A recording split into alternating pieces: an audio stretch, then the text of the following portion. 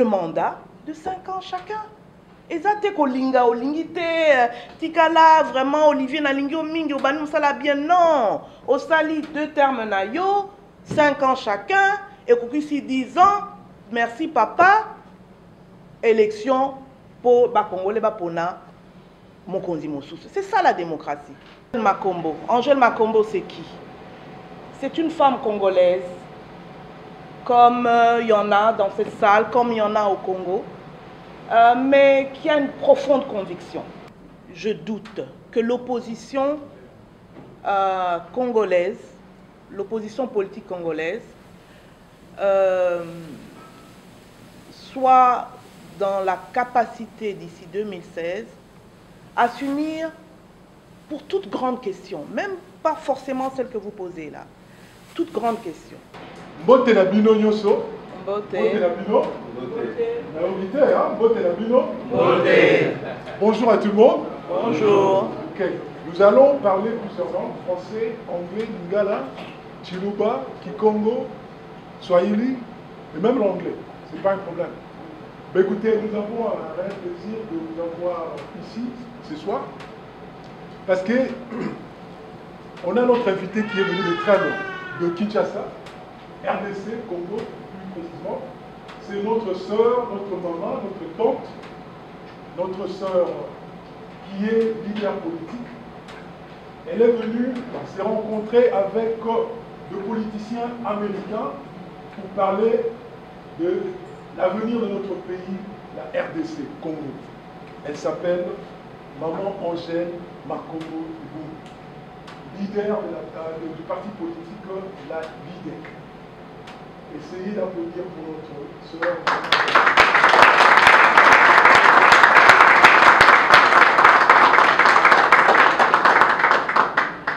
Donc voilà, comme vous connaissez, le Congo va mal. C'est ce qu'on a envie de dire, c'est ce qu'on connaît. Donc elle va essayer de nous parler un peu de ce qui se passe au Congo. Mais plus elle est venue ici pour nous écouter. Donc on va lui poser des questions. On va lui dire ce que nous on pense, ce qu'on veut du Congo. Donc nous allons faire ça. Tout ça la bongo. Voyez, après ça piso piano. Hein? Comme on avait dit, vous avez la lingala, français, anglais, swahili, Congo, chiluba, alubaka, toutes ces langues-là. Ok? Alors voilà, je vous présente notre leader, Maman Makombo. Merci.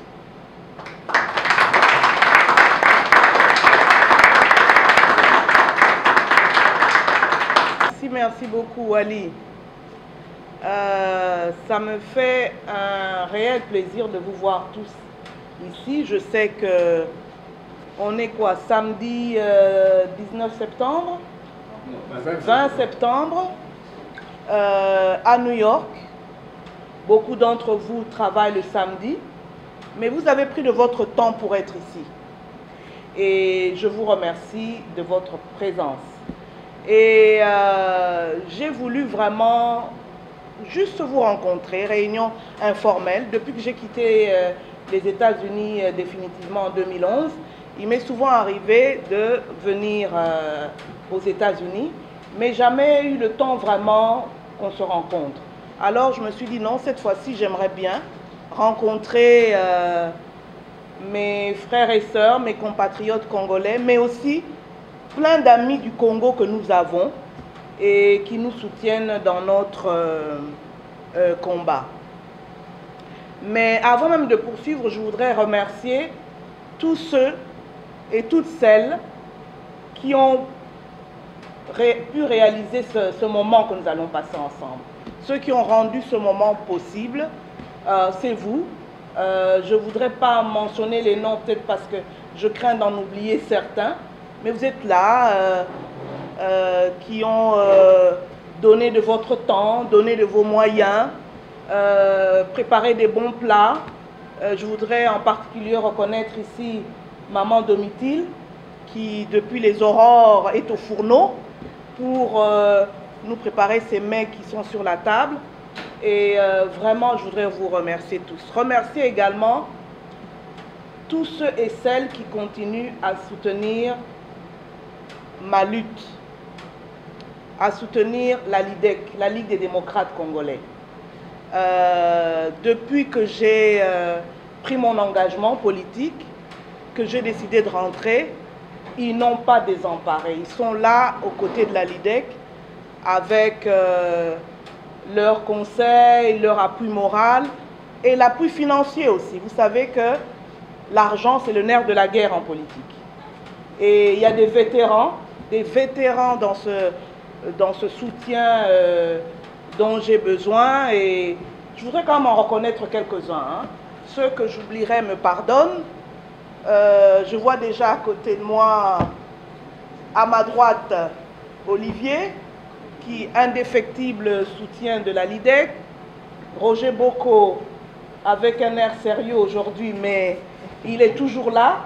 Hein, soutenir Maman Léonie, elle est là, elle nous soutient. Et Kérény Vallon, toujours là aussi. Donc, Eloge Makombo, Domitil, Roger Makombo, tout, peut-être que j'en oublie, Wally qui se cache là derrière, ils sont là à nous soutenir. C'est grâce à vos moyens que je continue cette lutte.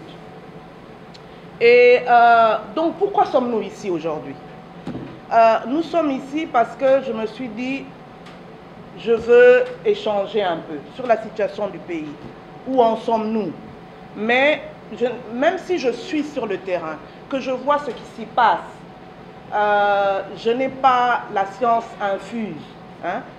Naïm Makambonion Soté, Bino Boyaliawa. D'ici aussi, vous avez un peu plus de recul.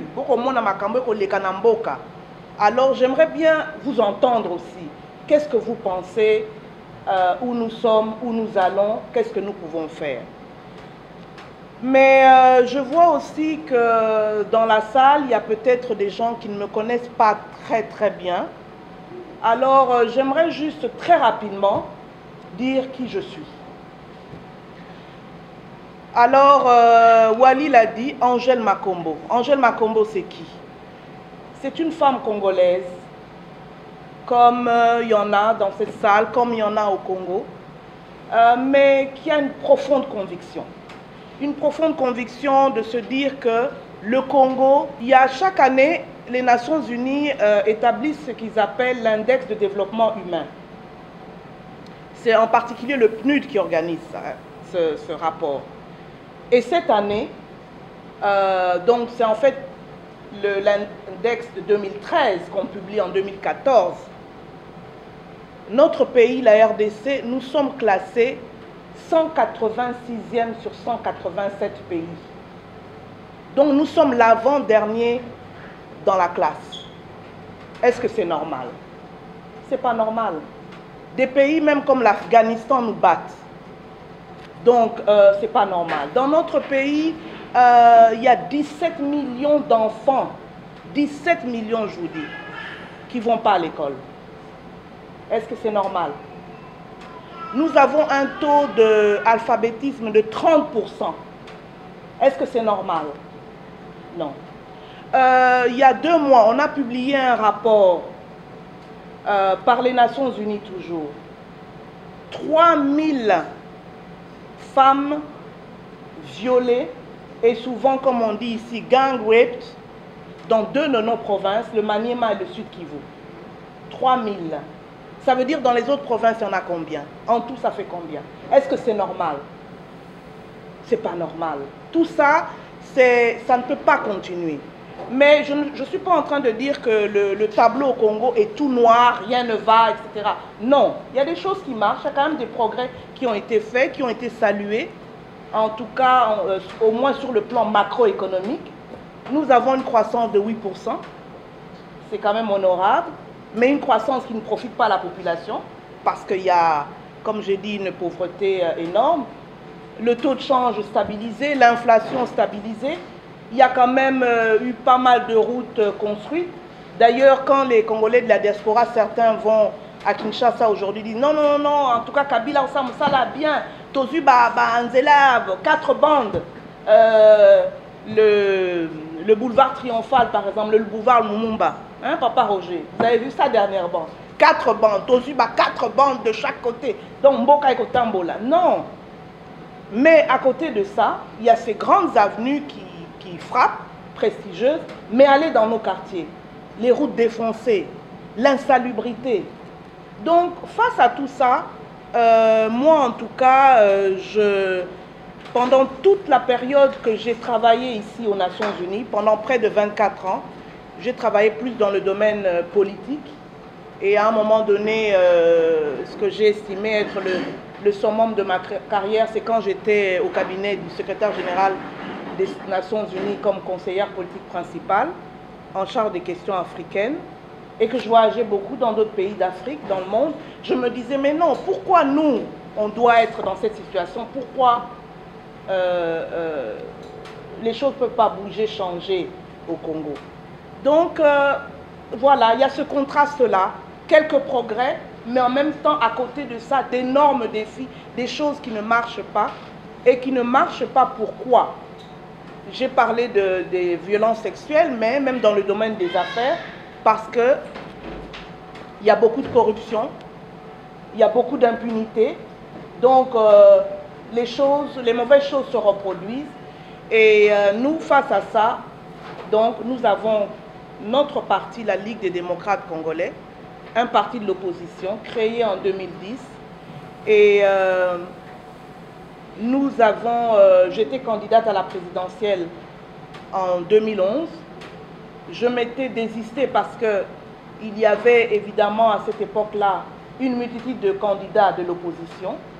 Et souvenez-vous, en janvier 2011, on avait changé la constitution au Congo. On avait une élection présidentielle avant qui était à 2 tours, maintenant c'était devenu à 1 tour. Donc face à tous ces candidats-là, on n'allait pas de toute façon gagner. Donc il fallait se rendre à l'évidence. Alors je m'étais retirée. Mais nous continuons notre combat. Là, on a de grandes échéances en 2015. Il y aura normalement des élections locales. Beaucoup de gens au Congo ne comprennent pas l'enjeu des élections locales. Et si on ne le comprend pas au Congo, dans la diaspora, parfois encore moins. Mais les élections locales, l'élection des conseillers municipaux, des chefs au niveau des petites provinces, des conseillers communaux, ces conseillers-là, c'est eux vraiment que je dis qui forment la base de la démocratie. Au niveau des communes, il y aura ce genre de conseillers. Et jusqu'à présent, ces conseillers étaient nommés par le pouvoir. En 2015, espérons-le, ces conseillers, il y aura élection, ces conseillers seront élus. Donc c'est un moyen d'avoir ce que j'appelle une démocratie de proximité. Et c'est une occasion aussi d'avoir des femmes élues.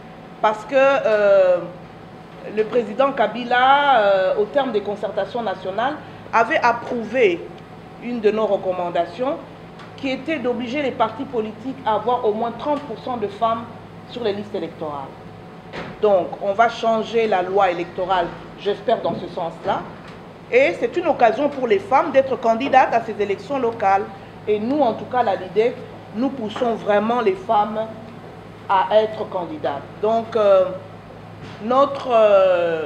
la LIDEC, le parti que vous soutenez, certains d'entre vous soutiennent, a comme objectif en 2015 d'être là, de gagner aux élections locales. Nous sommes en train de nous organiser pour présenter des candidats dans les différentes provinces et c'est un enjeu énorme parce que comme vous le savez, notre pays est énorme.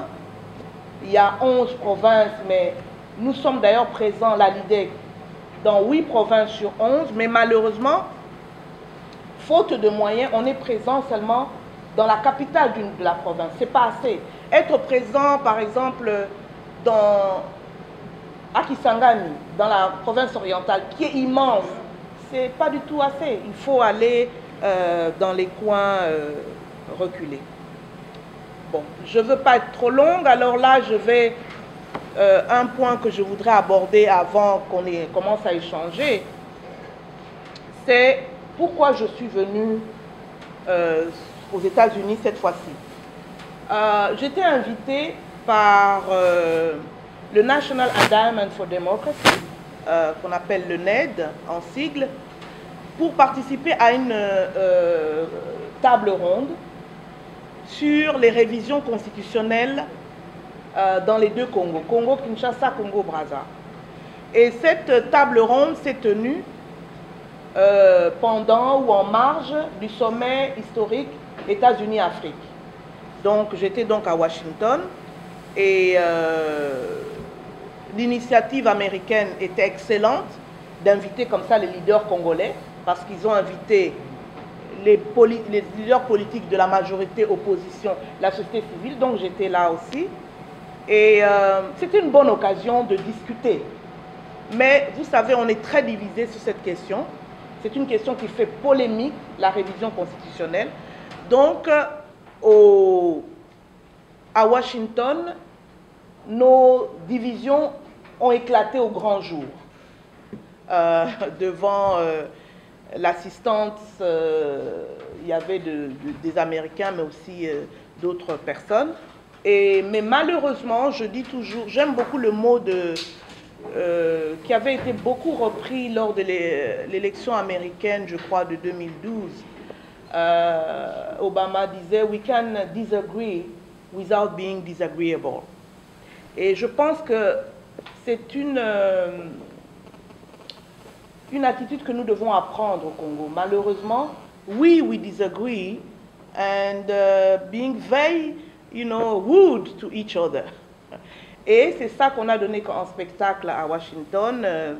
C'était à la limite même de l'insulte entre leaders politiques. Mais donc c'est pour ça que j'étais là. Je suis venue et j'en ai profité pour aussi avoir des rendez-vous, des rencontres au niveau de l'administration américaine, etc., pour la suite des événements. Mais le sujet qui fait polémique, la révision constitutionnelle. 2016, élection présidentielle. Normalement, c'est la fin du mandat du président Kabila. Notre constitution, l'article 220 de notre constitution, dit bien que 2 mandats d'accepte. 2 mandats de 5 ans chacun. Donc en 2016, le président Kabila aura fait ses 2 mandats. Mais vous savez que, comme on dit, le pouvoir est tout suite, apparemment. Nos leaders africains ont souvent du mal à lâcher, ils veulent rester, ils cherchent par tous les moyens comment faire pour rester. Et nous sommes un peu dans ce problème-là. Et il y a aussi d'autres pays en Afrique maintenant qui auront ce problème-là. Le Congo-Brazzaville a ce même problème, au Burundi le même problème, au Rwanda le même problème. Et chaque chef d'État essaie de voir comment peut-être changer la Constitution. Et c'est une grosse polémique en ce moment au Congo. Évidemment, l'opposition ne veut pas, se bat pour, et la majorité au pouvoir essaie de voir comment se maintenir. Donc, voilà un peu quelques défis que je tenais à relever, auxquels nous sommes confrontés. Et vous, dans la diaspora, vous suivez, certains d'entre vous suivent de très près, d'autres peut-être un peu moins de près, mais moi je demande à tout un chacun vraiment de s'impliquer parce que c'est des questions absolument cruciales qui vont déterminer l'avenir du pays et l'avenir de nos enfants et de nos petits-enfants. Je pense que je vais m'arrêter là. Et l'intérêt, en tout cas, c'est, je pense, d'échanger, d'entendre ce que vous avez à dire, vos opinions, si vous avez des conseils à donner, c'est le moment de partager, si on peut partager, voilà. Donc, I think the floor is open, very casually. Beaucoup Maman Makongo, donc comme on aime l'appeler Angèle, Je pense que c'est ouvert, hein, donc on peut poser une question. Elle est plus venue ici pour nous entendre. Oui. Donc elle a présenté la situation comme elle sait la situation au Congo. Donc c'est à nous maintenant de poser cette question, de savoir plus et aussi de lui dire ce que nous on pense. Nous, ceux-là qui vivent aux États-Unis ou bien dans la diaspora congolaise. Ben, écoutez, c'est pas très formel, c'est très informel. Cela veut dire, bon, si vous voulez poser une question, autant que les gars quoi.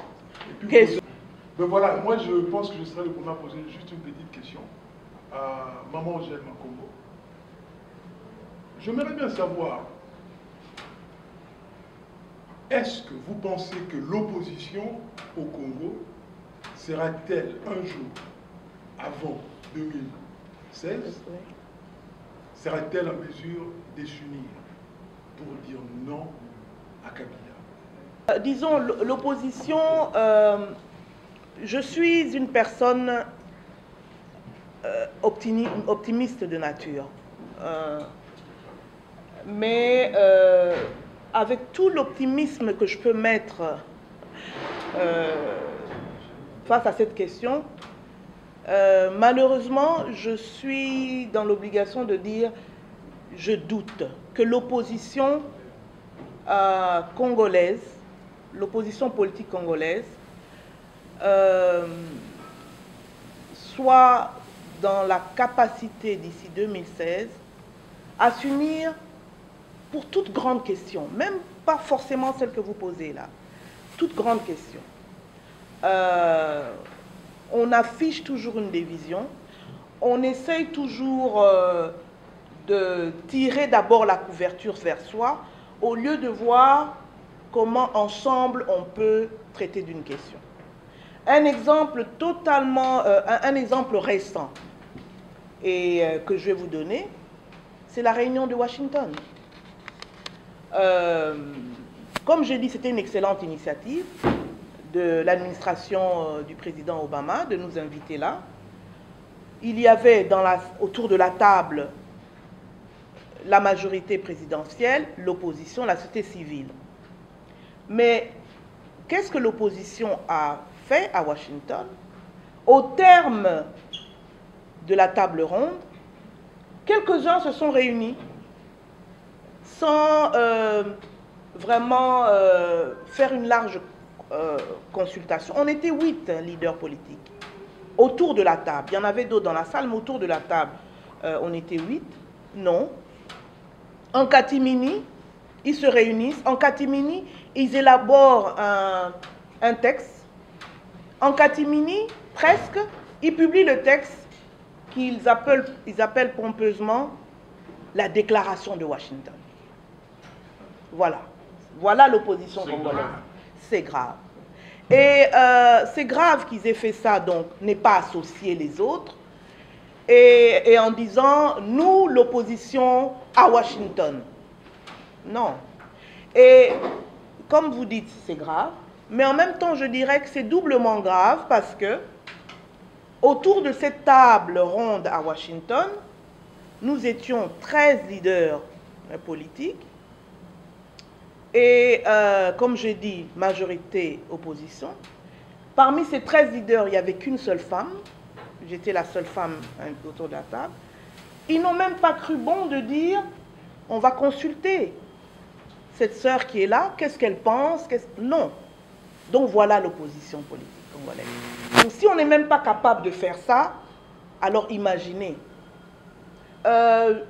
Deuxième exemple, je ne sais pas si vous avez suivi, ils avaient annoncé une manifestation, une grande manifestation à Kinshasa. Je crois que c'est le 13 septembre. Manifestation de l'opposition à Kinshasa contre la révision constitutionnelle. Mais la manifestation n'a pas eu lieu parce qu'on dit que la police a dispersé. Mais surtout, elle n'a pas eu lieu parce qu'il y a eu division au sein de l'opposition. On dit que certains, on les a appelés la veille de la manifestation, la nuit, en disant, si on vous donne ça, botika bokene manifestation te. C'est ce qui s'est produit. Donc, on a encore beaucoup, we have a long way to go. est-ce que vous pensez, do you think, au Kanisi, que le Congo, maintenant, en ces moments, on a vraiment besoin d'une alternance politique?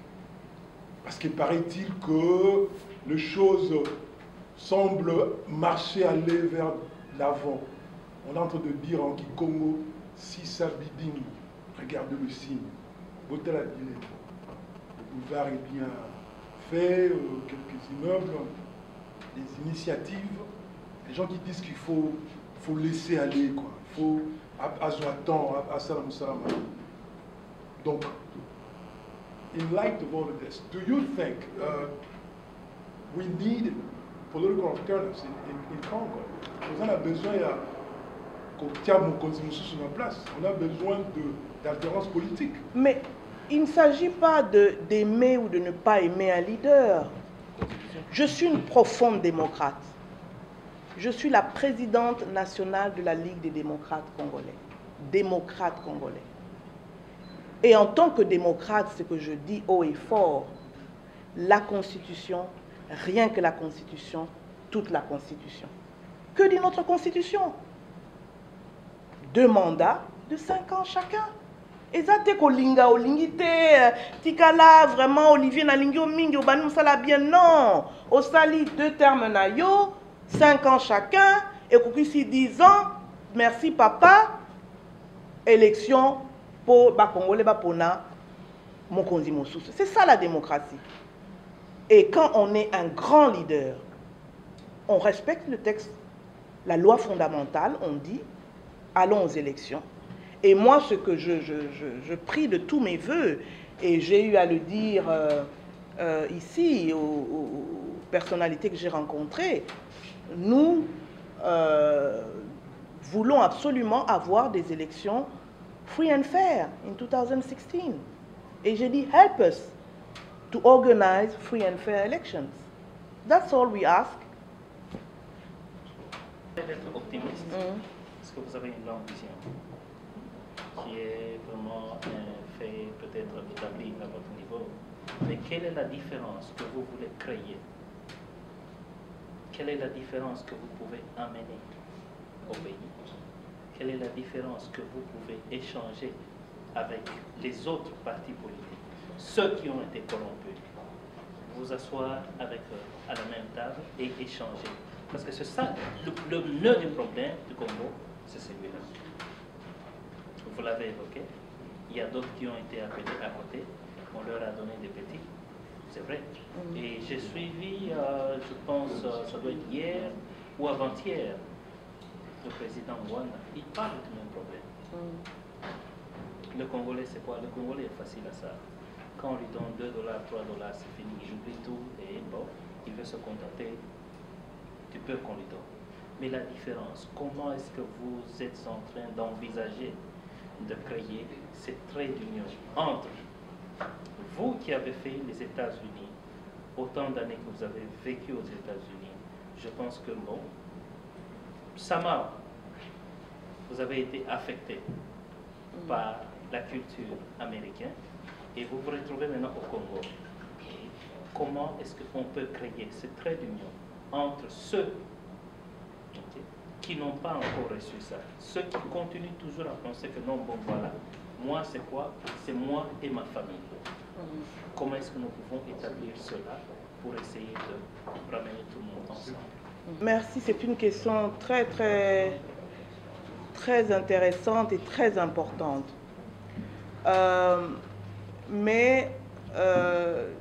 Donc depuis que je suis rentrée, je vis là, cette difficulté-là. Juste pour vous donner un exemple, dans mon propre parti, quand je décide de me désister en 2011, je dis non, il y a trop de candidats de l'opposition, on ne réussira pas en ordre dispersé, on est dans des négociations, je dis je veux me retirer. Comme ça, pour créer une émulation, l'exemple que les gens suivent. Comme vous savez, les gens n'ont pas suivi. Mais dans mon propre parti, qu'est-ce qu'on m'a dit? Ah, t'es maman, il faut... Au Singambon, on dit. Non, Boyete, hein? Il ne faut pas se retirer comme ça, il faut demander l'argent. La première fois, j'ai hurlé, j'ai dit quoi? J'agis par conviction, par idéal. Je ne monnaie pas ma position. Mais non, alors maman, vous n'avez rien compris à la politique congolaise. Ah oui, Zakaboete. Et je n'ai pas demandé un sou. Et certains ont eu à dire, non, wana, likamosus, tout le monde a noté. Mais d'autres disent, non, certainement, Bapesaki quand même. C'est pour vous dire, c'est tellement en nous. Aliaki, voilà. Ah non, Aliaki. Bon. Et, mais, j'ai forgé le respect. Parce que ceux avec qui je traite savent que Naliaki t'es. Nasenga qui atate kolia. Kosenga et puis on te refuse. Je n'ai même pas demandé ça.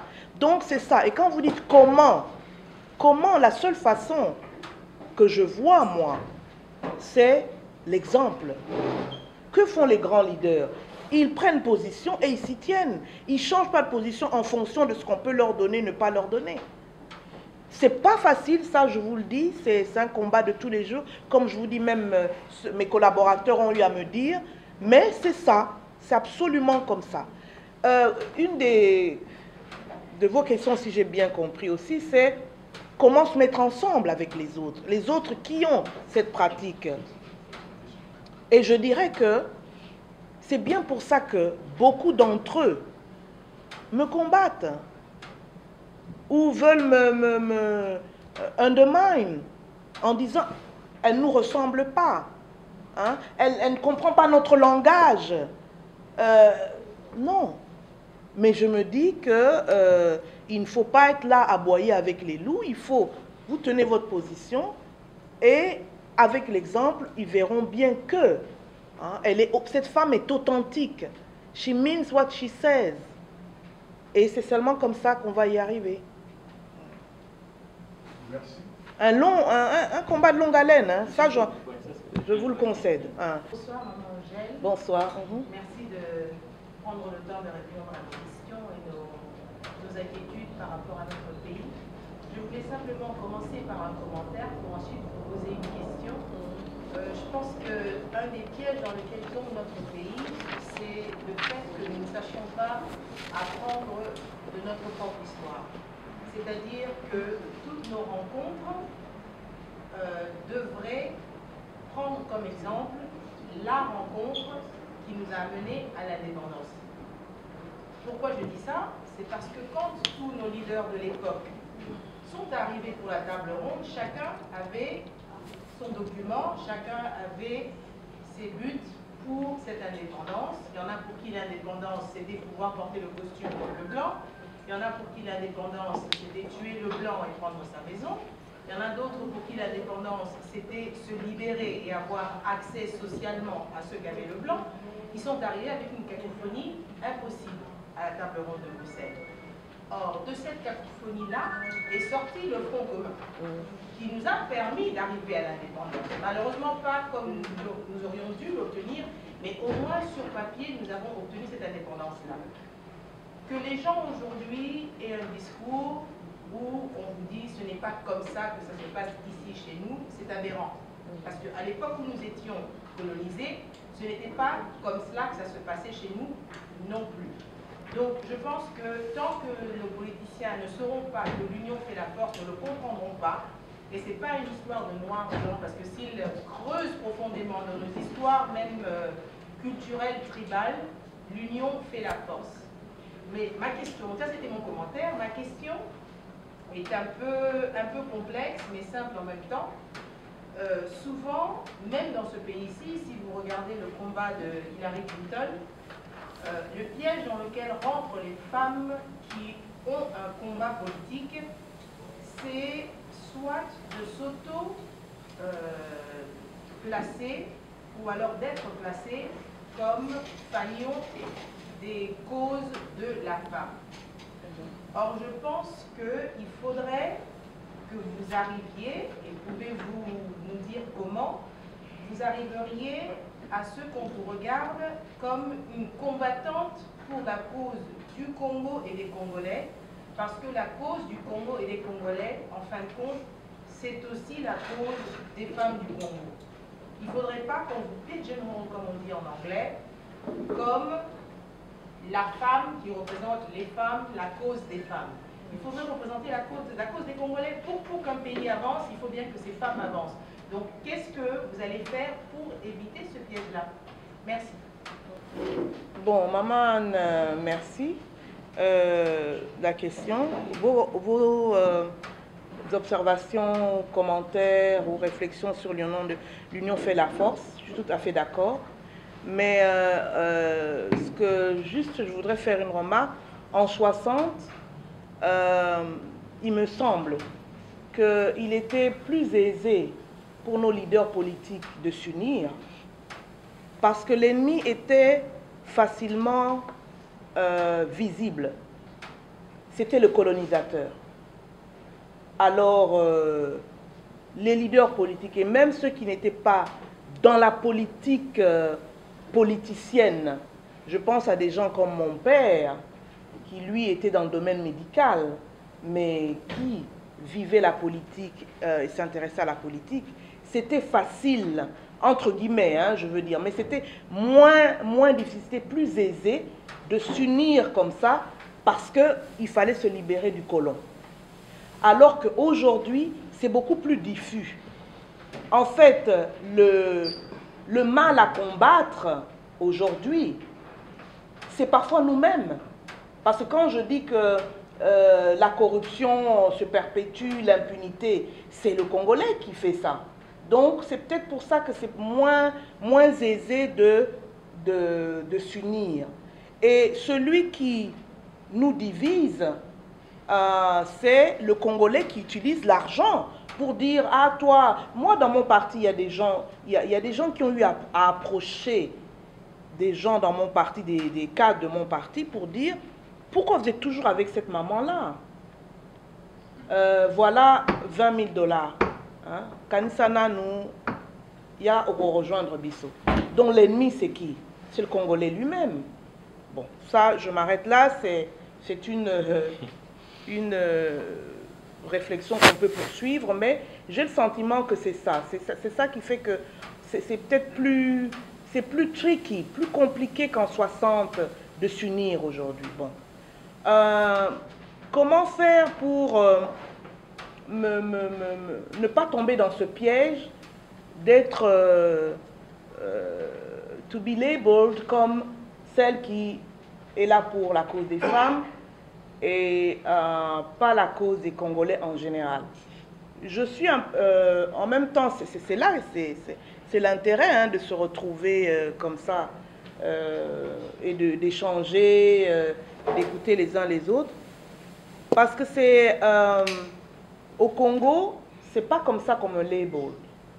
Donc je suis intéressée d'entendre ce que vous venez de dire. Parce qu'au Congo, plutôt on me label comme elle s'occupe trop du social. Lors des concertations nationales, par exemple, c'est un grand forum hein, qu'on a eu en septembre de l'année dernière, pendant 3 semaines. Le président Kabila avait convoqué ce grand forum où il y avait opposition, majorité, société civile. Certains de l'opposition avaient refusé d'y aller. Nous, on avait été parce que je trouvais que tant qu'on se parle entre Congolais, c'est toujours intéressant. Comme je dis toujours, c'est comme dans une famille quand il y a une crise, on est autour de la table, on discute. Donc, on avait été. Et moi, aux concertations, j'étais dans la commission économie, finances, publiques et secteur productif. Et alors que les personnalités qui étaient là, il y en avait de toutes sortes, anciens premiers ministres, gouverneurs de la banque et tout, s'attachaient à l'économie pure. Moi, toutes mes interventions, ma principale intervention d'abord a été sur le social. Et toutes les autres pendant la conférence. D'où on m'avait labeled, elle c'est le social. Donc je suis agréablement surprise d'entendre, tiens, il y a un autre son de cloche. Mais en même temps, tout en étant d'abord social, je mets la femme dans le social. Parce que déjà, dans notre pays, qui tient l'économie? Une grande partie de l'économie sont les femmes, dans l'informel. Mais dans des conditions difficiles, etc.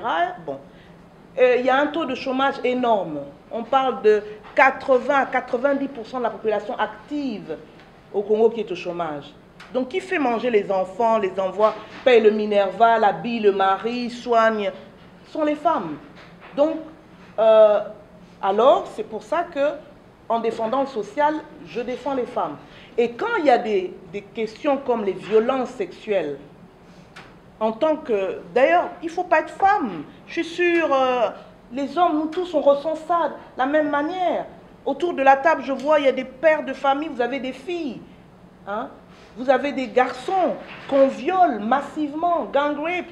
Donc, il ne faut pas seulement être femme pour être sensible à ces questions. Donc, je me lève toujours quand il y a des questions comme ça. Et quand on m'invite à une table ronde comme celle de Washington, et qu'on n'invite qu'une seule femme, alors là, je dénonce ça haut et fort. Je trouve que ce n'est pas normal, c'est anachronique. Au Congo, 52% de la population, 52 à 53%, ce sont des femmes. J'ai dit, mais autour de cette table, où sont les femmes? J'ai demandé aux organisateurs. J'ai dit, il n'y a pas de femmes valables au Congo? Des femmes solides, des femmes qui ont des choses à dire, pour que vous invitiez que des hommes? Donc je parle. Alors peut-être que ces dernières semaines, ou ces 2 derniers mois, on m'a beaucoup entendu sur ça, mais je me dis, il fallait effectivement en parler, pour que la prochaine fois, ça ne se reproduise pas. Que quand il y a des questions d'intérêt national ou même international et qui concernent le Congo, quand on invite des participants, qu'on pense inviter des femmes congolaises. Hein, on a des femmes juristes, médecins, journalistes, non, professeurs d'université, des femmes valables au Congo. Non, il est temps qu'on mette fin à cette ségrégation. Et dernière chose, je ne veux pas être trop longue, on nous parle toujours, oui, 30%, le président nous a promis les 30% là. Dans la Constitution, on parle de parité, mais dans les faits, regardez notre gouvernement, où sont les femmes? Et dernièrement, on a nommé les 9 juges à la Cour constitutionnelle. 0 femme. Ah non, on ne peut pas se taire quand on voit une chose comme ça. On ne peut pas se taire, il faut en parler. Donc voilà. J'ai juste une observation. La question que Anna posée, si c'est un combattant qui vous posait la question, directement le combattant saurait que non, notre ennemi c'est Kabila. Donc ce n'est pas que vous ne connaissiez pas l'ennemi c'est Kabila. Donc on veut faire partie Kabila de là.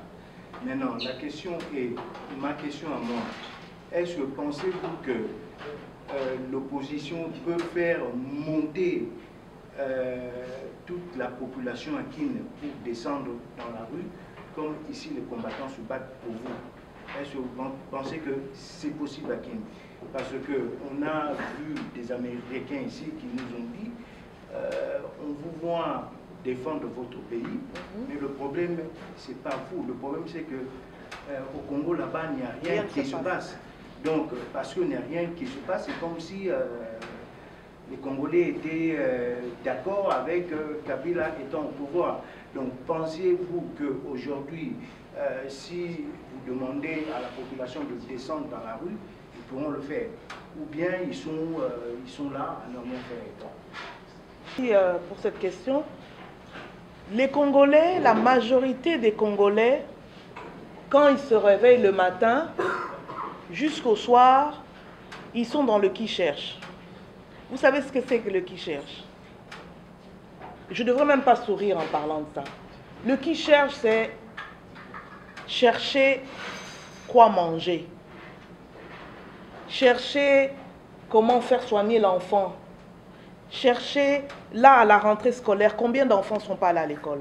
On cherche toujours. Je cherche l'argent. Tu rencontres quelqu'un, ah, nakolouk, comment bademi, pour mettre bout en bout, pour payer le minerval de l'enfant. Donc, ce Congolais-là qui est dans le qui cherche, eh bien, vous lui demandez d'aller à une manifestation, il va penser, réfléchir à 2 fois. Et puis le Congolais, on a peur de la répression qui va s'abattre sur vous. La dernière manifestation de l'opposition, même si elle n'était pas très bien organisée, on a vu quand même qu'il y avait la police dans la rue, les militaires. Vous-même, vous avez vu des images sur YouTube, comment lors du sommet USA-Afrique, il y a un des combattants qui a été malmené par des security guards de la présidence. Donc c'est pour vous dire, c'est un peu le climat. Donc la question de savoir est-ce qu'aujourd'hui les Congolais seraient prêts à descendre dans la rue pour manifester, etc. Je vous dirais que je ne dis pas que ça n'arrivera jamais, mais il faut beaucoup de... C'est à nous, leaders politiques aussi, de s'impliquer beaucoup plus, de mobiliser beaucoup plus, mais en sachant que nous avons ce problème-là, ce problème de peur de la répression, ce problème de ventre affamé. Donc on préfère d'abord aller chercher ce quoi ramener à la maison le soir, plutôt de dire je vais aller manifester. Donc c'est un peu ça. Je suis très à l'aise à Lingala, je vais la poser à Lingala.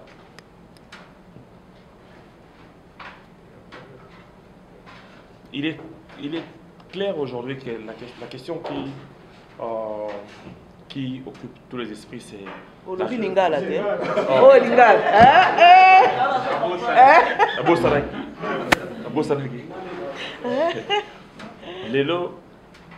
La question qui intéresse tout le monde, c'est la révision constitutionnelle. On en est là. Oui. Madame Okorozaki a réunion à Washington. Et je voudrais savoir, au sortir de la Kobimanakati à réunion, quand vous êtes-vous convenu? Est-ce que l'opposition, la majorité présidentielle, a zongué une réponse? Vous a-t-elle dit qu'il y aura révision ou pas de leur côté? Parce que ce sont eux qui bloquent tout. Quand il dit, qu'est-ce que Mende a dit à Ebochab à la fin de cette réunion? Ils vont réviser la Constitution ou pas? Voilà la question. Naho, pour répondre très facilement, Balobi et l'Oromoroté. Balobi, l'opposition, Barosalabiso, procès d'intention aux majorités alignées révisées. Je ferai la traduction après. Procès d'intention. Procès d'intention en révision de la Constitution. Bisotonio réviser Constitution, article 220T. Nous, on veut qu'on révise l'article révisable. Il y a quelques articles dont il faut parler. Et c'est ça qu'ils ont dit. Mais tant au Bazongi qui ça, il y avait tellement de la confusion parce que Nakati même il y a majorité. Parti le MSR à lobby, non, il faut tout discuter Makambongo bien. Confusion et l'équi. Hein? Na majorité bakoloba, confusion et l'équi. Donc, Bakoutani, la ferme présidentielle de Kingakati le 25 août, je crois. Et c'est là où va lever option, plusieurs options. Option, il y a, oui, toko changer, on va faire le référendum. Option Moussoussou, carrément, tozoa constitution à Sika. Hein? Et Siko toko yoka lisusu, oh non, option Moussoussou, révision qui sera sanctionnée par le Parlement réuni en congrès. C'est-à-dire quoi dans tout ça? Dans tout ça, Lingo Lobake, Ngai, je ne peux pas parler pour eux. Je ne peux pas parler pour eux, mais l'impression qu'on ressent quand on fait une bonne analyse, c'est que l'intention de réviser est là. Maintenant, c'est comment, par quel moyen, mécanisme on va utiliser. Et puis, l'intention, la volonté de réviser est malheureusement contrecarrée parce qu'il y a une pression interne des Congolais qui disent ne touche pas aux 220 et il y a une pression externe. Et pour ça, l'Amérique s'est montrée le champion pour cette pression-là, avec les visites de l'envoyé spécial Russ Feingold, mais surtout de la visite du secrétaire d'État John Kerry, qui a été ferme là-dessus. Bon. Donc, en bref, je dirais que la question d'Olivier, c'était au terme de la table ronde où j'étais à Washington, qu'est-ce qui a été décidé? La majorité, qu'est-ce qu'elle a dit? Ils vont réviser la Constitution ou pas? Et moi, ce que je lui explique, ils n'ont évidemment pas dit ça ouvertement comme ça. Ils disent, ah, l'opposition nous accuse de choses qu'on ne veut pas faire, nous, on veut toucher à des choses seulement, à des questions révisables et tout. Donc, voilà. Mais, quand ils sont rentrés à Kinshasa, il y a eu une réunion à la ferme présidentielle avec le président Kabila, et c'est là où ils ont levé les différentes options. Et le sentiment que nous avons, c'est que ils veulent réviser, mais ils ne savent pas encore par quel mécanisme, parce qu'il y a différents mécanismes qu'on peut utiliser. Mais à ce niveau-ci, j'aimerais soulever une question. Moi, comme j'ai toujours eu à le dire, je suis contre la révision du 220. C'est un article verrouillé de la Constitution. Mais, dans la Constitution, il y a des articles qui ne sont pas verrouillés, qui sont révisables. Et c'est là où, si nous étions assez, comme on dit, motema, pas moto-moto, et des leaders responsables, on réfléchirait calmement à ça.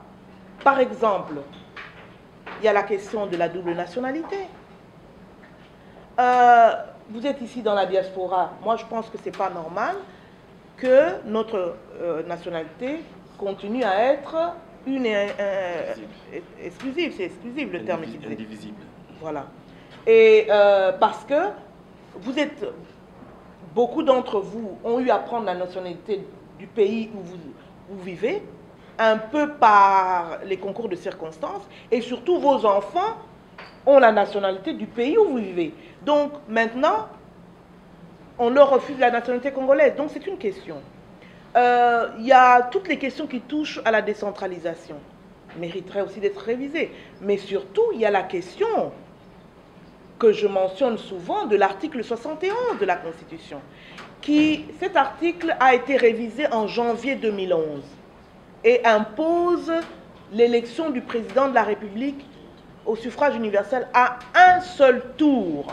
Donc aujourd'hui, nous irons à l'élection présidentielle en 2016 avec cette disposition-là de l'article 71. Le prochain président sera élu au suffrage universel direct à un seul tour, comme l'a été le président Kabila en 2011. Or, en 2016, comme les choses se présentent, il y aura pas mal de candidats. Et si nous allons avec un seul tour, on risque d'avoir un candidat élu si nous allons à un seul tour. Et si nous avons des élections free and fair, on risque d'avoir quelqu'un élu avec 20%, 30%. L'essentiel, celui qui sera le premier, il est élu. Donc faible majorité. Et on n'en parle pas. Parce qu'on a peur de toucher. Dès qu'on va ouvrir la Constitution pour réviser, on a peur, on va toucher au 220. Alors on dit non. Donc c'est un peu dans ça que nous nous trouvons, dans ce dilemme que nous nous trouvons. Well, I'm going to say it in English. Yeah, Je vais le dire en anglais. I don't want to embarrass myself. Là, il vaut mieux que ça sonne. You know. Je ne vais pas vous faire honte. So, I was born in Congo, but grew up in America. But I see a lot on TV, see a lot hear from family, see a lot on the internet. À ceux-là qui sont au Congo, souvent. Yes. But I know a lot of people have questions, so I'm going to ask a two-part question, just to get it out. So my question is, for young people like myself, you know, what future do you see in Congo? Because from what I see, the future where it's going right now, I see a lot of people that's unemployed. I see a lot of people getting raped and in prison. So for people like myself that plan on going back in the future, what do you see happening in the future time? Alors ma première question est celle-ci. qu'est-ce que vous avez comme idée pour de jeunes comme nous autres qui planifient d'aller un jour, de rentrer un jour au Congo?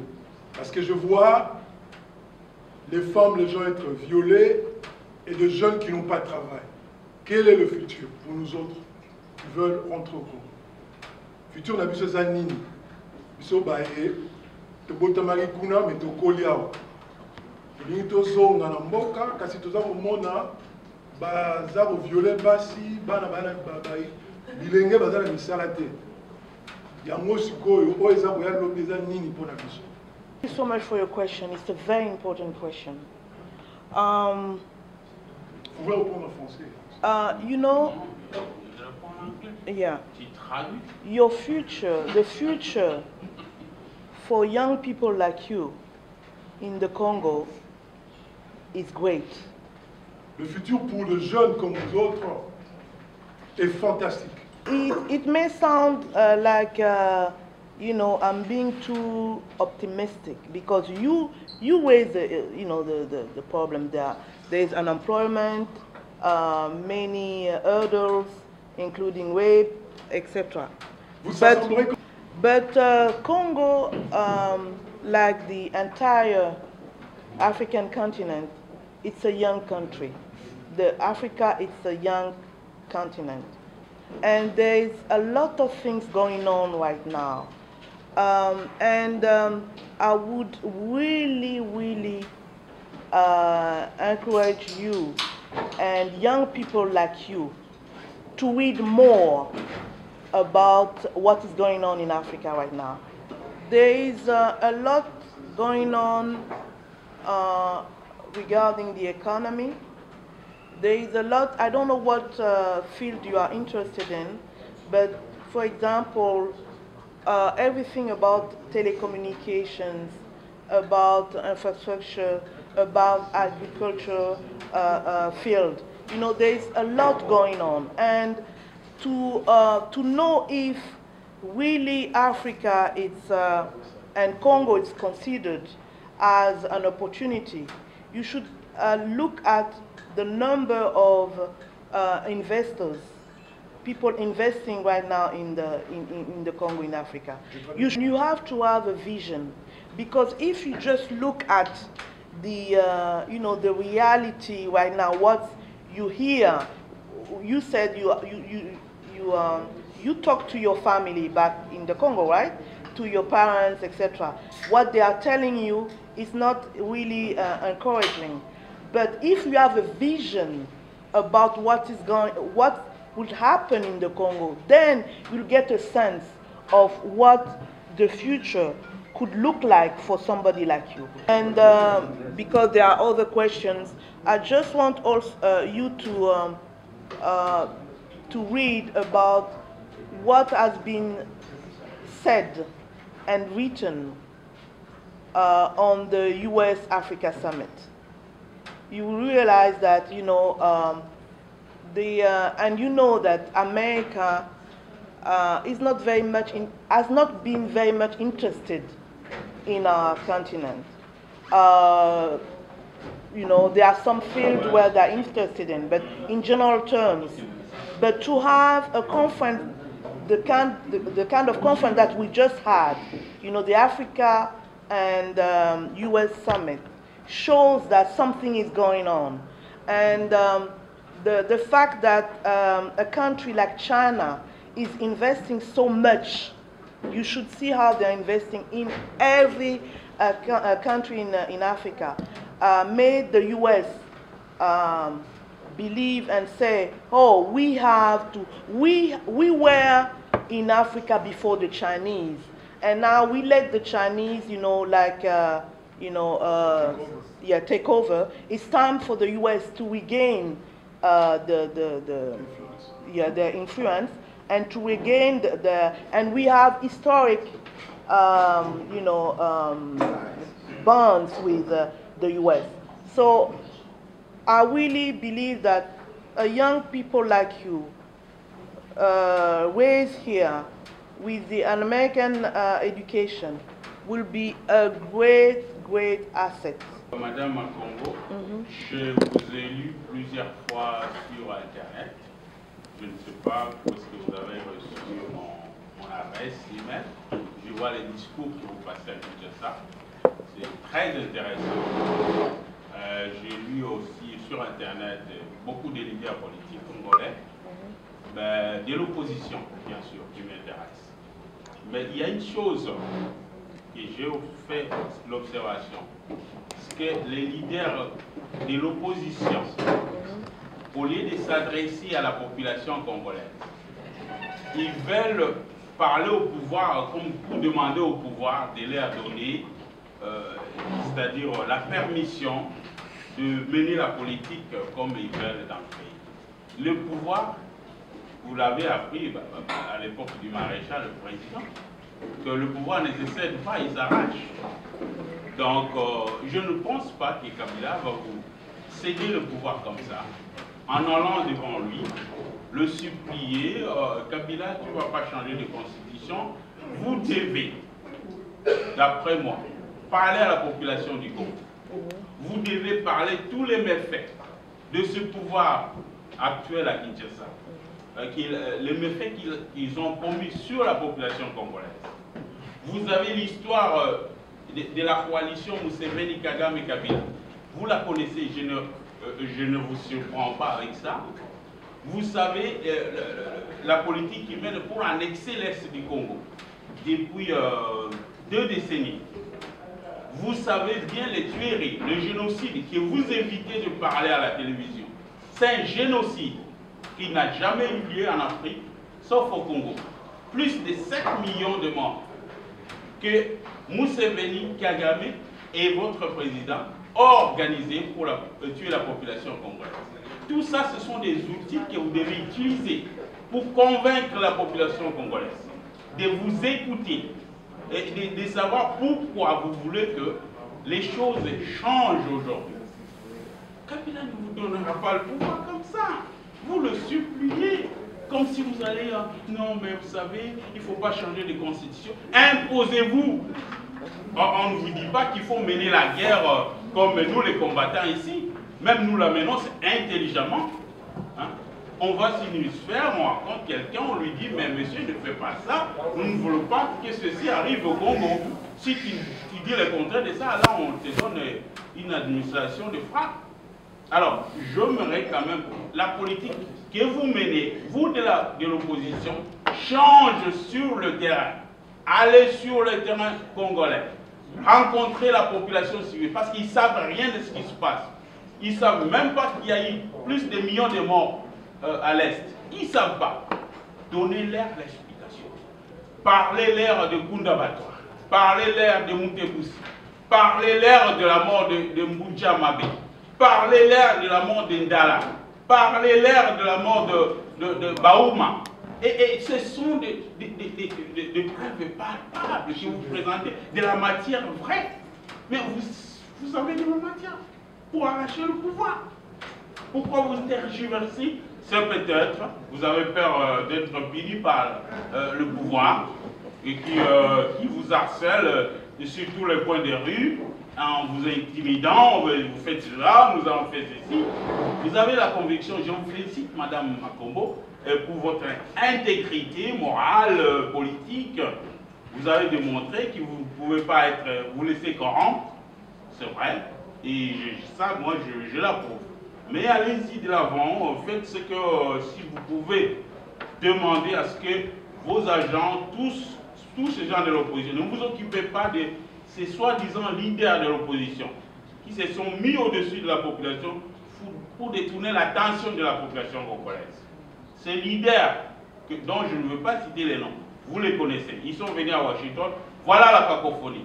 Ils vont la ramener au pays, c'est la même chose. Et c'est pour asseoir le même pouvoir jusqu'à jamais.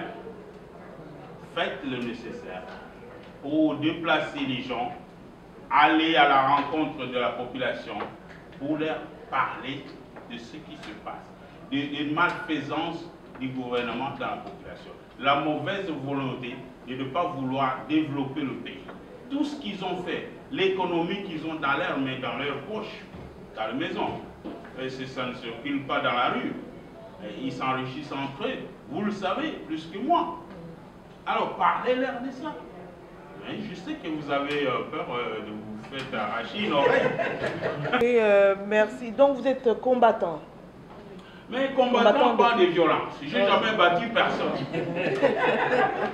Moi, je cause avec les gens. Même Kabila, je peux lui parler comme ça en face. Je ne veux pas l'insulter. Je lui parle en face. Il est nécessaire que voilà notre pays retrouve la paix par des voies pacifiques. Monsieur Kabila, vous serez en paix si jamais vous acceptez de vous asseoir à côté et accompagner notre pays à se développer autrement avec de nouveaux leaders, comme Angèle Matombo. Pourquoi pas? Et alors, c'est sûr que je peux demander le message de faire passer à la population. C'est là votre secret. La population, pas les politiciens. Ils ne vous écouteront jamais.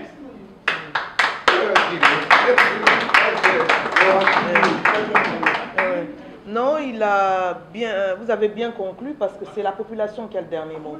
C'est la population congolaise. Donc, je vais ramener vos réflexions au pays, vos conseils et voir comment les appliquer. Mais c'est vraiment un véritable défi que nous avons effectivement d'éduquer sur le plan civique la population parce qu'elle se laisse vraiment aller, comme je dis, dans le qui cherche parce qu'on a faim. On oublie tout, mais quand il s'agit d'aller assister à un match de football, là on remplit les stades. Donc non, merci beaucoup. Merci en tout cas ma tante d'être ici. Ma question sera très simple parce que je pense qu'elle est beaucoup plus pratique. Au-devant ou au-delà de la question de la révision constitutionnelle, je vois plutôt l'importance des élections locales. Et ça, c'est beaucoup plus important, à mon sens, que de voir la constitution révisionnelle et tout, parce que c'est important d'abord, comme vous l'avez dit, d'éduquer la population. Et la population non seulement rurale et locale et urbaine, mais à cela, moi, j'aimerais bien savoir quel est votre programme de pouvoir éduquer cette population, de pouvoir les ramener vers la LIDEC, qui soient des adeptes, et en même temps de voir la relation qu'on a avec la diaspora. Comment est-ce qu'on peut faire, nous, diaspora ici, de pouvoir aider la LIDEC, non pas à donner 2, 3, 4 dollars, mais de voir s'il y a des projets petits, concrets, que nous, généralement, c'est ce qu'on préfère, que d'avoir des grands projets où on se verra à dire que ça ne marchera jamais. Donc, peut-être on est dans le pessimisme, mais on est aussi dans le réalisme. Le réalisme commence par des petits projets qui vont nous amener à des grands projets. Alors moi, je pense que si vous nous donnez une idée ou bien un procédé assez concret, moi, j'aimerais bien voir comment ça va se passer. Parce que ce qui se passe ici, c'est ceci. C'est qu'il y a aussi une cassure entre la diaspora d'ici et les gouvernants, je dirais, les politiciens, mais en même temps avec la communauté américaine qui est ici, qui veut voir des projets concrets, avec qui, nous, étant ici en tant que transitionnels, on peut savoir les apporter à des Américains, et cela peut nous aider. Donc, voilà en grosso modo 3 ou 4 grandes questions. J'aimerais bien savoir comment est-ce que vous allez arriver à nous donner cette réponse. La première question, si j'ai bien compris, comment mobiliser la population, l'amener à soutenir la LIDEC, c'est ça. C'est un combat de tous les jours. Et c'est bien ça l'un des objectifs de partis politiques. Avoir le plus d'adhérents, avoir le plus de sympathisants, de supporters. Donc, nous à la LIDEC, nous ciblons surtout 2 catégories de la population.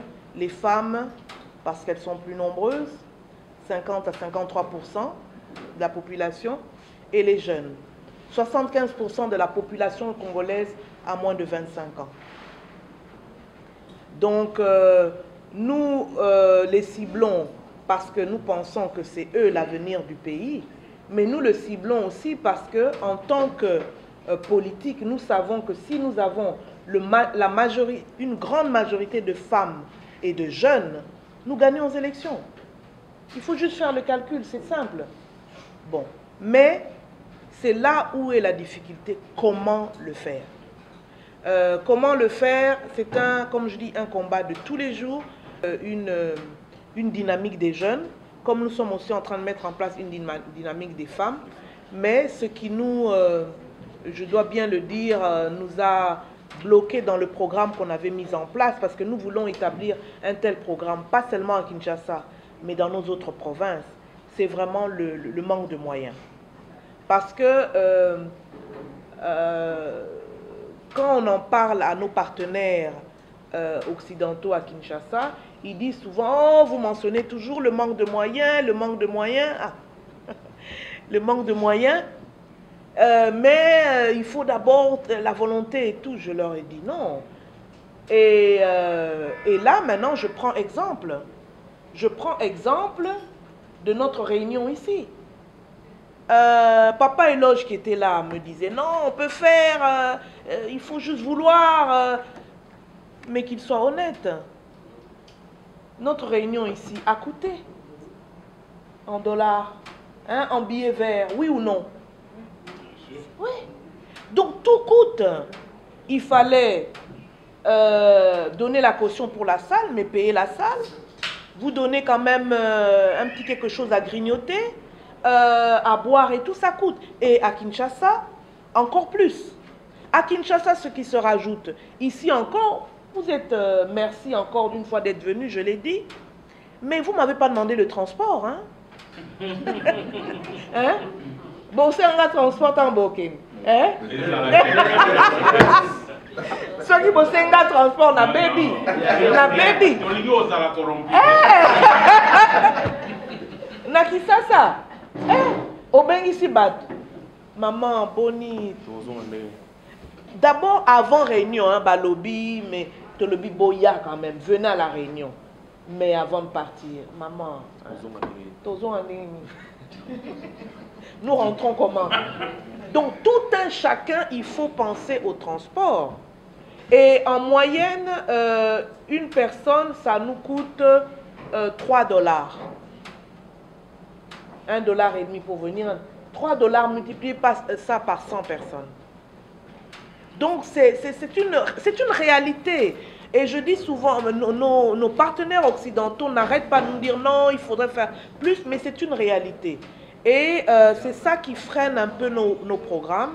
Et nous, disons aux gens du parti, si vous commenciez déjà à donner vous-même, parce que on a fait le calcul, on a demandé, par exemple, quand on avait une grande réunion des jeunes, on leur dit, mais si on demandait à chacun de vous, Bopé, ça 500 francs par semaine, ça va vraiment être dur pour votre budget. Ah, t'es maman, 500. Non, c'est gérable, 500. Bon, Bopé, ça a 500, c'est sûr, oui. 500 multiplié par 4 semaines. Tu reçois 2 dollars. Ah oui, 2 dollars. 2 dollars multipliés au Moamba, seulement au Moamba. Nous avons 8000 adhérents, seulement au Moamba. Est-ce que vous imaginez? Vous avez 10 000 adhérents, vous avez 20 000 dollars. Mais Baroloba, oui, oui, oui. Mais tant à couper ça, ah, il commence à se gratter la tête. Donc c'est un véritable, mais nous continuons parce que c'est la voie à suivre, quoi. Et un soir, je termine par là votre première question, nous rentrions de la ville à chez nous, nous habitons du côté du campus, on voit sur le boulevard Sendoué plein de gens, surtout des jeunes qui marchaient, c'était le soir. D'ailleurs, on avait un peu peur parce que quand il y a un attroupement comme ça, à Kinshasa, parfois, ça peut get out of control. Plein, ils marchaient. Non, j'ai dit, mais Totou Nanan, pourquoi il y a tant de monde déterminé? Et puis, ils étaient mawaté, hein, Bazar qui n'a pas dans le qui cherche, hein, Bazar, vous manquez au tambour allègrement. Niniwana. Ah, match, Moko et ça qui match. Donc, vous voyez les défis que nous avons. Bon, maintenant, vous parlez des projets dans lesquels la diaspora pourrait s'impliquer. On en a déjà eu à en parler. Très bonne suggestion que je ramène. Et puis, ça m'intéresserait de savoir plus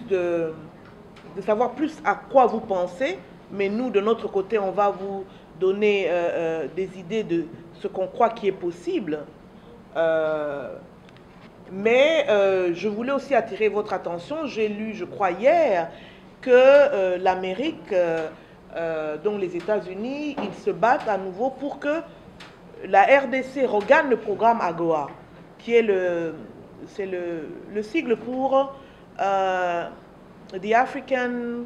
Enfin, vous connaissez le sigle AGOA? C'est pour encourager le commerce entre l'Afrique et l'Amérique. Donc, ils veulent nous remettre dans le programme. Et je sais qu'il y a d'autres pays d'Afrique qui en profitent bien. Donc, ça aussi, vous et nous, il faudrait qu'on lise plus, qu'on se documente là-dessus et voir comment on peut travailler sur ce genre de projet. Que faut-il faire pour aller, par exemple, au Congo? Est-ce qu'il y a des difficultés pour aller là-bas? Moi qui vous parle, j'aurais bien du Congo. Mais où est ce jeune personne? Elle aurait dû entendre, oui. Moi qui vous parle, je peux juste témoigner que je viens du Congo et j'y vais souvent en fait. Je viens du Congo pour vous amener un message d'optimisme parce que le Congo est une terre d'opportunités. Nous sommes ici, nous parlons de politique, chacun son métier. Madame Angèle, elle est politicienne. Moi ici, je ne suis pas politicien. Mais je viens juste témoigner pour vous dire que si vous voulez parler mieux du Congo, je vous conseillerais d'aller d'abord au Congo. Allez d'abord au Congo, revenez, et vous aurez une meilleure idée pour pouvoir débattre, pouvoir défendre des positions par rapport à ce pays-là. C'est un pays où, actuellement, quand on est au Congo, des fois on se demande qu'est-ce qui est en train de se passer actuellement au Congo, sur le plan économique par exemple. Donc je veux seulement vous dire que les Congolais ont appris à se prendre en charge eux-mêmes sur le plan économique. C'est un phénomène qui étonne en tout cas la plupart des gens qui arrivent là-bas. Je dois vous dire ici même que les étrangers qui sont au Congo aujourd'hui, par exemple les Libanais, curieusement, ils commencent à construire au Congo aujourd'hui. Avant, ce n'était pas le cas. Je dois vous dire que la dynamique de construction des maisons, des immeubles à Kinshasa est la même à l'intérieur du pays, parce que moi je suis parti dans le Congo profond. Je ne suis pas seulement resté à Kinshasa. Je suis parti même dans le Kivu où on parle de guerre, etc. J'étais même dans des villages là-bas. J'ai passé des semaines au Congo. Donc si vous voulez mieux parler du Congo, je vous conseillerais bien d'aller au Congo d'abord. Inutile de rester aux États-Unis et de commencer à travers le recoupement d'informations, c'est faire des idées qui peuvent être des fois fausses sur la réalité économique et la réalité du peuple congolais là-bas. Voilà ce que je voulais dire. Voulez-vous dire que ça va bien au Congo? Merci beaucoup. Non, je n'ai pas fait comme ça. J'ai seulement donné cette information. La première question, en fait, c'est ce qui se passe ici aux États-Unis, en Europe, au Canada et ailleurs, avec le phénomène que Rachidi a bombé à partir des combattants. Les combattants disent notre ennemi c'est Kabila. Est-ce que c'est cette même dynamique qui est au Congo? Kabila est l'ennemi du système en place, ou bien c'est le système qu'on est en train de combattre qu'il faudrait absolument changer, puisque quand on parle de Kabila, il y en a qui utilisent maintenant la force. Et pourtant, nous parlons de la démocratie.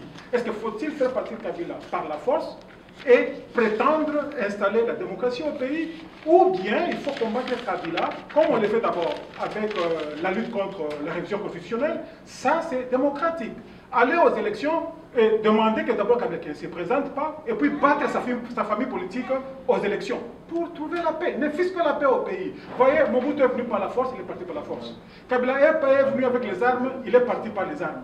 Bon, l'autre qui est ici, il est venu, bon, je ne sais pas comment je peux qualifier sa venue. Donc, il y a toujours la force qui cherche à venir. Est-ce que, Maman Angèle, vous voulez dire aux Congolais qui vous suivent ici aux États-Unis et ailleurs que Kabila est notre ennemi et qu'il faudrait à tout prix le faire partir par n'importe quel moyen, pour ne fût-ce que faire partir Kabila d'une manière démocratique que les combattants ne peuvent pas accepter? Moi, je suis fatigué de voir le sang des Congolais couler. Voilà, c'est une question qui est ouverte à vous et aux autres Congolais qui sont dans la salle. Merci. Merci beaucoup. Ça me tombe de l'huile, cette question-là. Merci beaucoup, M. Donkayembe. Votre première question, j'ai l'impression qu'elle rejoint un peu la troisième question. Oui. Moi, je dirais la chose suivante. Pourquoi se poser, enfin, cette question de faut-il que Kabila parte par n'importe quel moyen, etc. Nous avons... et puis vous parlez à une personne qui est une juriste convaincue et qui est de surcroît une démocrate. Nous avons une constitution. Nous avons des élections prévues dans 2 ans. Allons aux élections.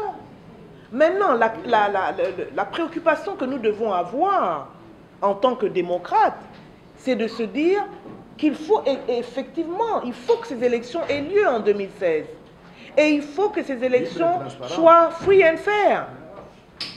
Parce que notre passé récent et moins récent a montré qu'on n'a pas des élections free and fair.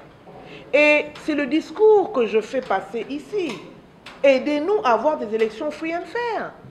Et vous, nos frères et sœurs de la diaspora, vous avez un rôle à jouer là-dessus. Vous vivez ici, dans un pays démocratique, aux institutions bien rodées, solides. Beaucoup parmi vous ont la nationalité américaine. Vous avez des congressmen là, à qui vous pouvez écrire, faire pression en disant « aidez-nous dans ce sens-là ». Mais c'est ce que nous... Non, ma conclusion, c'est en termes de grand merci. Hein. Merci encore, Loko Laboye, Moussous Batiki Misala Nabango, Moussous Baye Pe Mosika, Baye Tokutana, Nangaki vraiment tout solo là, tout échangé, Nayoki Makambo Lobby, en tout cas Makambo Mingi na Kumemango na Congo, to sango bien, to talandeni to peut ajuster, ko améliorer Makambo na biso ba activité na biso politique, mais le ngana ko senga bino to yebi rôle ba Congolais diaspora ba ko mener. Avant même rôle politique, et ça rôle il y a soutien, il y a ba Congolais, il y a ba famille. Tolobaki ba maman na Congo baza mingi ba ko travailler na informel, mais ba Congolais diaspora, c'est grâce na bino que ba famille na biso ba ko lia, ba otinda bana na classe, mbongo botinda, les remittances, ça se chiffre en milliards de dollars. Donc sans vous, nos familles ne tiendraient pas. Et c'est d'ailleurs, je crois que c'est comme ça que la lutte des combattants a commencé. Vous êtes arrivés à la conclusion, mais nous contribuons, mais nous voyons que là-bas, bon, c'est la débat. Voilà. Donc, et vous avez pris les choses en main. Le progrès qu'on voit, par exemple, sur la question de la révision constitutionnelle, je sais aussi que vous avez joué un rôle. Donc, je vous demande vraiment, je vous dis merci et je vous demande de continuer, de ne pas baisser les bras. Des fois, bah nouvelle, vous aurez depuis Mboka Bolobia, mais Bangope, Bisopé, mais Toko Sala quand même. Même si tous les jours, la Morana Tongo, Toko Luka, mais Mboka na Biso, Mboka Batmususute ya Biso. Et Zabiso ba Congolais, Toko Bongsango, Mbokango. Et puis, Nalingina, c'est un verbe na Congo, épinglé lisusu. Makamama ana lobaki, makambo basi, ngana kozonge lango pe. Balobaka mingi na Congo, basi batongaka mboka te, mboka ngo biso mutu tokotongango, biso basi. Na papa pe en partenariat. Donc, biso nyonso. Donc, merci beaucoup d'être venu. Monsieur Mouna, est-ce que vous pouvez vous parler un peu brièvement de cette assemblée d'aujourd'hui? Nous voyons qu'il y a beaucoup de Congolais qui ont répondu présent. Qu'est-ce qu'il y a eu exactement? En principe, c'était une rencontre entre Congolais. Donc nous avons eu la chance d'avoir avec nous le leader d'un parti politique qui s'appelle la LIDEC, qui était venu ici aux États-Unis pour une rencontre à Washington DC avec les politiciens américains. Donc c'était très important. Alors les Congolais voulaient à tout prix avoir son avis sur ce qui se passe au pays. Et surtout parler de la soi-disant révision constitutionnelle. Donc voilà, elle était venue nous parler un peu de ce qui s'était passé à Washington et aussi nous relater de la réalité politique au Congo. Donc voilà, c'était ce genre de rencontre qui était très important. Bon, l'actualité au Congo, c'est la révision constitutionnelle, comme vous l'avez dit là. Ouais. Alors, ma question est de demander votre point de vue personnel. Oui. Que vous êtes très actif, vous battez beaucoup pour le Congo. Oui. Alors, que dites-vous de cette prévision de la révision constitutionnelle? Votre point de vue personnel. Bon, moi, personnellement, je pense que ce n'est pas le moment. Ce n'est pas le moment, je ne pense pas qu'on doit toucher à la Constitution. Il y a une tension incroyable. Kabila a eu la chance de diriger le Congo pendant 2 mandats. Et la Constitution dit qu'après un 2e mandat, c'est fini, on ne peut plus se présenter aux élections. Alors je pense que Kabila a plus qu'une opportunité de sortir avec beaucoup d'honneur. Donc je pense que l'histoire jugera, c'est la décision que Kabila va prendre d'ici 2016. Je pense que le plus tôt il le fait, va sauver justement son honneur et va aussi sauver l'image de la démocratie au Congo. L'alternance va prouver que la démocratie peut marcher au Congo. Donc voilà, je pense que ce n'est pas le moment de toucher la Constitution et il doit y penser et aussi le faire, donc ne pas toucher la Constitution. Olivier, nous avons vu prendre part à une réunion qui a été organisée. Quel est le sens de cette réunion pour vous? C'était très éloquent pour moi d'avoir abordé les questions du jour, les questions sensibles. Mais bon, je n'ai pas trouvé assez satisfaction puisqu'on n'a pas répondu à la question pour savoir si la révision sera-t-elle. Enfin, quand je parle de la révision, je parle de l'article 220 exactement pour savoir si cet article-là sera modifié ou non, parce que c'est la question du jour, c'est la question qui balaye tous les esprits en ce moment-ci.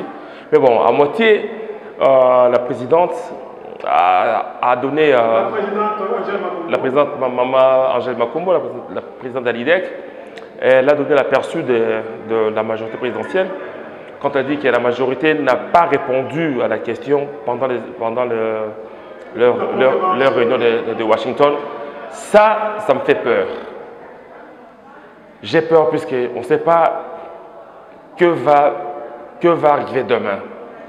Alors, si la question de l'article 20 n'est pas encore clairement tirée au clair, alors si on s'en va à dire que l'article sera modifié, donc on aura encore face à nous notre président Joseph Kabila qui va se représenter pour un 3e mandat. Et d'ailleurs, on sait l'élection pour laquelle il va tricher pour passer. Alors, c'est là où se trouve mon inquiétude. Mais j'ai aimé toutes les réponses aux questions sans que celle-là ne soit répondue. Alors là, nous vous posons la question en tant que juriste de formation. Quelle peur avez-vous pour le changement de la Constitution en général et pourquoi vous parlez beaucoup plus de l'article 220? Quelle peur vous avez? J'insinue particulièrement l'article 220 parce que c'est l'article qui tend à la révision pour faire maintenir le chef au pouvoir. Mais il y a bien d'autres articles qu'on peut toucher. Entre autres, l'article 61, 71, si j'ai bonne mémoire, où l'on parle du suffrage universel à un tour. Donc vous acceptez qu'on garde ça comme ça? Non, pas du tout. Pas du tout. Il doit être arrivé comme il a été prévu avant, à 2 tours. Puisque, comme elle a dit, on va se retrouver avec une kermesse des candidats et c'est lui qui aura le plus de voix, même à 10%, passerait. Non, il faut un 2e tour où on comprendra, on aura l'agenda de tout un chacun. Puisque là maintenant, quand on va à un seul tour, c'est toute une kermesse de candidats, c'est lui qui sera chancard passera. On ne connaîtra pas son agenda. Okay. C'est de ça que je parle exactement. Ok, alors là, nous avons bien suivi. Quel est le mot que vous avez pour les Congolais qui vous suivent à cet instant?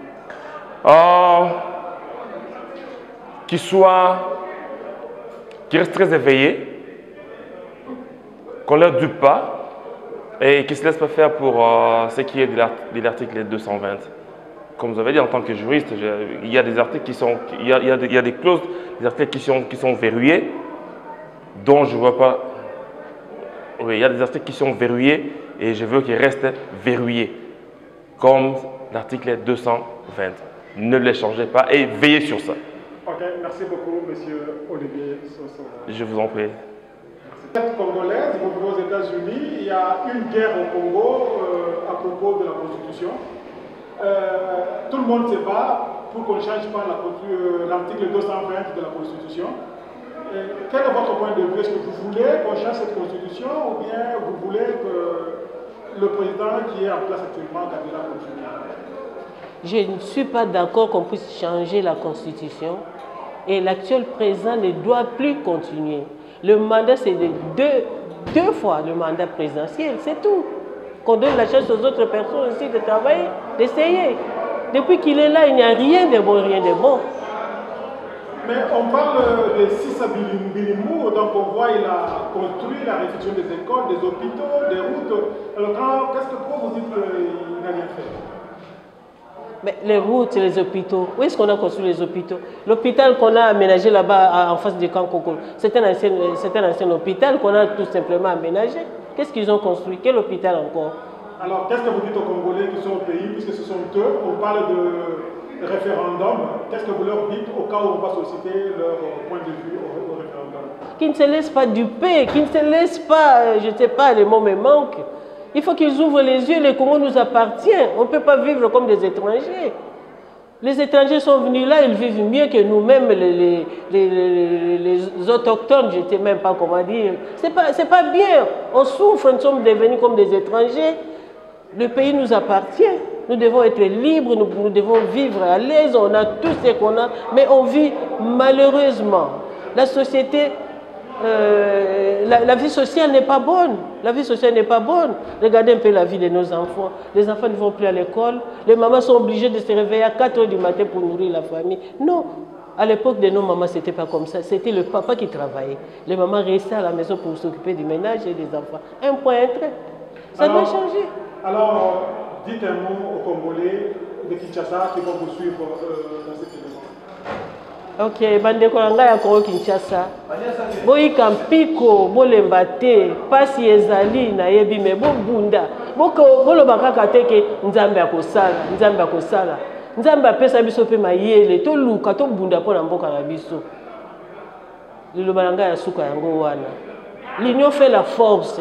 Bokabwana te, bosangana esika moko, to kangola mboka na biso.